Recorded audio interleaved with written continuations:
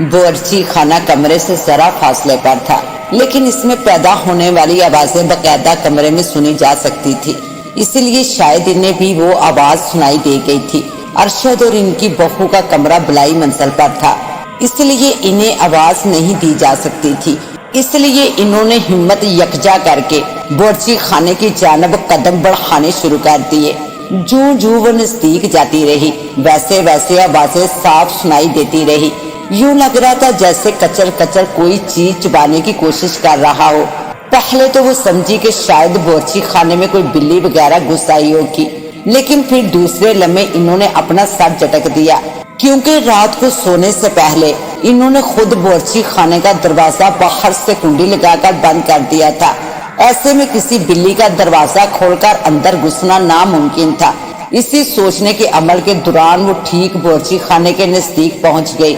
दरवाजा आधा खुला हुआ था और अंदर से अब आवाजें बहुत वाज़िया सुनाई देने लगी थी। इन्होंने खुद को दरवाजे के पीछे छुपाते हुए हल्का सा सर अंदर की जानब करके झांका और दूसरे लम्हे इनके मुंह से इंतहाई भयानक चीख निकल गई। उफ खुदाया, ये क्या था? एक इंतहाई खौफनाक औरत जिसके सर गंडों जैसे बाल थे जो ऊपर की जानब उठे हुए थे और इसने लंबा स्याह चुगा जेब तन किया हुआ था। पाँव और हाथों पर स्याह बाल थे। इसके सामने फ्रीजर खुला हुआ था और इसमें रखा हुआ गोश्त जो महीने भर के लिए खरीदा जाता था एक थाल में रखा था, और वो भयानक सूरत औरत बड़ी रकबत से इस कच्चे गोश्त को खाने में मसरूफ थी। गोश्त खाने से इसके मुंह से बड़ी अजीबो गरीब आवाजें निकल रही थी। वो कच्चा गोश्त यूं खा रही थी जैसे वो इसका मनपसंद खाना हो। इस औरत के तस्वर में भी नहीं था कि रात के इस पहर कोई अचानक वहां पहुंचकर इसकी असलियत का बांडा फोड़ देगा, लेकिन ये सब कुछ हो चुका था। इसने जैसे ही एक चीख सुनी तो इसने चौंक कर दरवाजे की जानब देखा और दूसरे लम्हे खुले दरवाजे से अरशद की अम्मी यूं नीचे फर्श पर गिरी जैसे आटे की बोरी। अरशद की अम्मी के नीचे गिरते ही वो औरत दांत कचकचाती जल्दी से पलटी और एक झटके से फ्रीजर का दरवाजा बंद करके तेजी से बाहर निकल गई।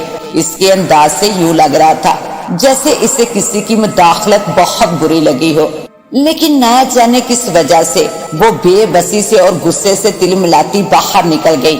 रात खत्म होने में अभी चंद घंटे मजीद थे।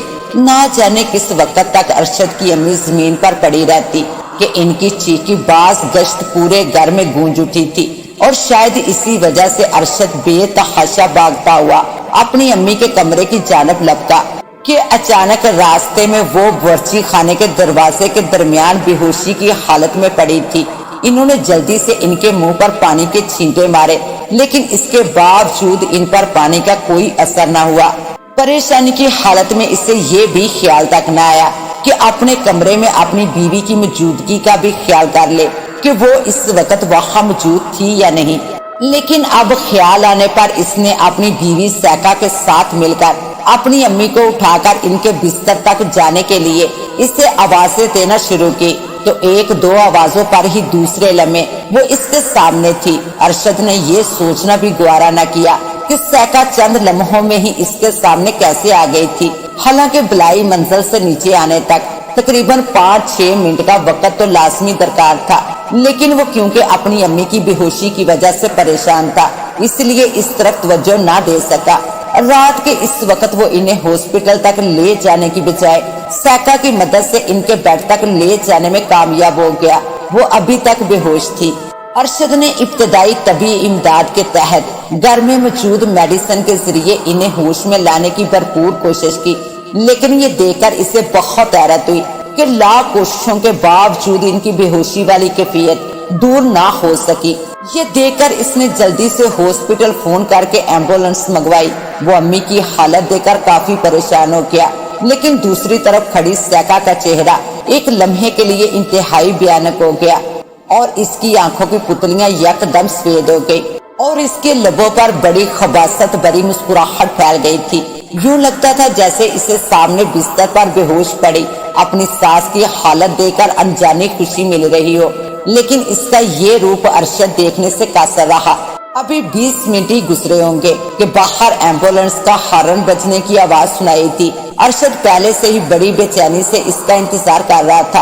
आवाज सुनते ही फौरी बाहर की जानब लपका और बड़ा गेट खोलकर एम्बुलेंस से उतरते एक शख्स को देखकर इसे जल्दी से स्ट्रेचर अंदर लाने के लिए हिदायत दी, लेकिन इसके मुंह से अल्फाज निकलने से पहले ही वो शख्स एम्बुलेंस के पिछले दरवाजे को खोलकर स्ट्रेचर निकाल चुका था। फिर इन दोनों ने मिलकर अम्मी को एम्बुलेंस तक पहुंचाया और चंद ही मिनटों में हॉस्पिटल पहुंच गए। अरशद सारे रास्ते बहुत परेशानी की हालत में बार बार अम्मी की जानब देख रहा था, जिनकी हालत जूं की दूर थी, मुकम्मल बेहोशी वाली कैफियत। अरशद के बाहर निकलते ही जैसे सैका के मन की मुराद पूरी हो गई और दूसरे लम्हे इसके खूबसूरत चेहरे ने एक भयानक डायन का रूप धार लिया और इसके हाथ और पांव स्याह बालों से छुप गए। इसकी आंखों की पुतलियां सफेद हो गई और हाथों की उंगलियां इंतहाई लंबी और बदसूरत शक्ल अख्तियार कर चुकी थी। इसने जल्दी से पूरे घर में घूमना शुरू कर दिया। इसका अंदाज यूं था जैसे वो घर में कुछ तलाश कर रही हो। इसके मुंह से बड़ी अजीबो गरीब और खौफनाक आवाजें निकल रही थी, लेकिन इस वक्त घर में इसके सिवा कोई और न था जो इसका ये भयानक रूप देख पाता। इसी असना में बाहर का दरवाजा बजा। हालांकि बाहर घंटी भी लगी हुई थी, लेकिन इसके बावजूद दरवाजे का खटखटाना इस बात की अलामत थी कि जरूर कोई बच्चा होगा जिसका हाथ दरवाजे पर लगी घंटी तक नहीं पहुंच पा रहा होगा। ये सोचकर इस डैन के लबों पर एक अजीब मुस्कुराहट उभरी और दूसरे लम्हे इसने दरवाजे की ओर में खड़ी होकर बाहर का दरवाजा खोल दिया। दूसरी तरफ कोई बच्चा ही था जिसके हाथ में एक प्लेट जिस पर सफेद रुमाल ढका हुआ था, वो सामने खड़ा था। गालबन वो इस घर में कोई चीज देने आया था। दरवाजा खुलता देखकर वो जल्दी से अंदर की जानब बढ़ा और दूसरे लम्हे दरवाजा तेजी से बंद हुआ और दूसरी तरफ खड़ी इस डैन ने जल्दी से बच्चे को गले से पकड़कर ऊपर को उठा लिया। वो 6-7 साल का बच्चा था जो अचानक इस आफत पर घबरा गया और प्लेट इसके हाथ से छूटकर नीचे गिर गई और इसमें मौजूद चावल जमीन पर बिखर गए। एक मजबूत पंजे में इस मासूम की गर्दन भला क्या हैसियत रखती थी। चंद ही लम्हों में वो एक मुर्दे की हालत में इस भयानक हाथों में झूल रहा था। बच्चे के मुर्दा जिस्म को हाथों में लटकाए वो सीधी बोरची खाने की जानब बढ़ी और इसके फर्श पर इसे आटे की बोरी की मंद फेंक दिया। दूसरे लम्हे दाएं जानब पड़ी एक छुरी उठाई और फिर वहाँ एक भयानक खेल देखने में आया जिसे एक अच्छा खासा दिल गुर्दे वाला इंसान भी जागती आंखों से देख लेता तो शायद घबराकर जरूर बेहोश हो जाता। इस डायन ने इस छुरी की मदद से इस बच्चे के जिस्म के छोटे छोटे टुकड़े काट डाले और हड्डियों का ढेर एक जानब रखकर इसका गोश्त बड़ी रकबत से खाने लगी। इसके मुंह से गिरने वाला खून और इसका हुलिया इंतहाई दिल दहला देने वाला था। गोश्त के तमाम टुकड़े चंद ही मिनटों में यूं इसके पेट में चले गए जैसे इनका कोई वजूद ही ना हो। बाद में हड्डियों को एक शापर में डालकर इसे सेहन में रखे कूड़ेदान में डाल दिया। इस कार्रवाई से फरागत पाते ही इसने एक अंगड़ाई ली और फिर इसका हुलिया दोबारा सैका के जिस्म में डलने लगा। अपने पहले वाले हुलिये में आते ही इसने जल्दी से बोरची खाने का फर्श धो दिया और खून की बू खत्म करने के लिए फर्श को सरफ के साथ अच्छी तरह साफ कर दिया। वहाँ का मंजर देखकर अब कोई मरकर भी यकीन न कर सकता था कि थोड़ी ही देर पहले यहाँ एक बहुत ही भयानक खूनी खेल खेला जा चुका है। इस काम से फारिग होने के बाद वो वहाँ की कुंडी लगाकर अपने कमरे की जानब बढ़ने लगी। शाम के 7 बज चुके थे जब अरशद वापस घर पहुँचा, लेकिन इसके साथ इसकी अम्मी नहीं थी। जमीन पर गिरने की वजह से शायद इन्हें दिमाग पर अंदरूनी चोट लगी थी, जिसकी वजह से इन्हें होश तो आ गया था, लेकिन इनकी जैसे याददाश्त चली गई थी। वो अरशद को भी बहुत मुश्किल से पहचान पाई थी। अरशद बहुत परेशान था। अपने सीनियर से मशवरा करने के बाद इसे अम्मी को तकरीबन 1 हफ्ते के लिए हॉस्पिटल में ही रखना था। साथ ही डॉक्टरों के मुताबिक शायद 1 हफ्ते के बाद इनकी तबीयत में तब्दीली आ जाए और वो पहले वाली हालत में आ जाएं। ये सोचकर अरशद ने घर का रुख किया था कि घर से जरूरी सामान ले आएगा और सैका को भी बता देगा। घर के सामने पहुंचते ही अरशद ने घंटी बजाई तो दरवाजा खुलते ही वो अंदर दाखिल हुआ सैका इसके पीछे पीछे चलती हुई अपने कमरे तक आई और फिर इसके लिए चाय बनाने का कहकर बोर्ची खाने की जानब बढ़ने लगी, लेकिन अरशद ने मना कर दिया कि वो चाय अभी हॉस्पिटल से पीकर आया है। फिर इसे अम्मी की हालत के बारे में बताकर कुछ सामान पैक करने का कहा। वो बहुत थक गया था, इसलिए कुछ देर बेड पर लेटकर आंखें बंद कर ली। सैका कुछ देर तक इसे यूं ही लेटा देखती रही, फिर कुछ सोचकर कपड़ों की अलमारी की जानब बढ़ी और चंद सूट निकालकर एक जानब रखने लगी। फिर कुछ और सामान लाकर वही रख दिया। तकरीबन 1 घंटा आराम करने के बाद अरशद ने आंखें खोली और फिर सैका को बताया कि वो सुबह हॉस्पिटल जाएगा, क्योंकि इस वक्त वो अम्मी के पास एक मेल नर्स को छोड़ आया था जो इसकी गैर मौजूदगी में अम्मी का ख्याल रखेगा। वो मेल नर्स इसके हॉस्पिटल में ही था, इसलिए भरोसे का आदमी था। अरशद की ये बात सुनकर सैका ने तमाम सामान उठाकर एक जानब रख दिया और इसके लिए चाय बनाने का कहकर बाहर निकल गई। अरशद फिजा में नजरें जमाए ना जाने क्या सोच रहा था। इसे यूं महसूस हो रहा था जैसे कहीं न कहीं कोई गड़बड़ है, लेकिन क्या गड़बड़ है इस बात की इसे समझ ना आ रही थी। फिर कुछ सोचकर इसने सर झटका और नहाने की गरज से वॉशरूम में चला गया। नहा धोकर और कपड़े बदलकर इसने सैका के साथ बैठकर चाय पी और फिर इधर उधर की बातें करने लगे।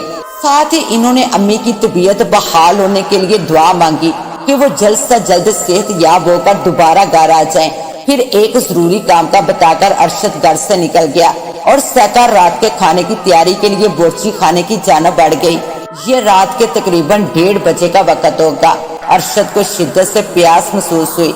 जैसे ही इसने पानी पीने के लिए आंखें खोली, दूसरे लम्हे एक दिल खराश चीख मारते हुए बैठने की कोशिश की, क्योंकि जैसे इसने आंखें खोली इसने देखा कि सैका इसकी तरफ चेहरा किए बड़े भयानक अंदाज में देख रही थी।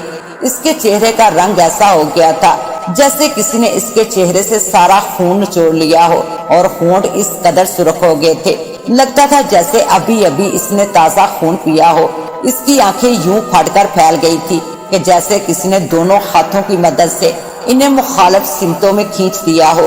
अपनी बीवी का इतना भयानक रूप देखकर अरशद के मुंह से खौफ से चीख निकल गई। इससे पहले कि वो उठकर बेड से भागता, इसी दौरान इसे उठता देखकर सैका ने जल्दी से हाथ बढ़ाकर इसकी गर्दन दबोच ली। अरशद को यूं महसूस हुआ जैसे किसी ने मजबूत शिकंजे में इसकी गर्दन कस दी हो। इसने अपने दोनों हाथों की मदद से अपनी गर्दन इस डायन के शिकंजे से छुड़ाने की कोशिश की, लेकिन इसमें नाकाम रहा।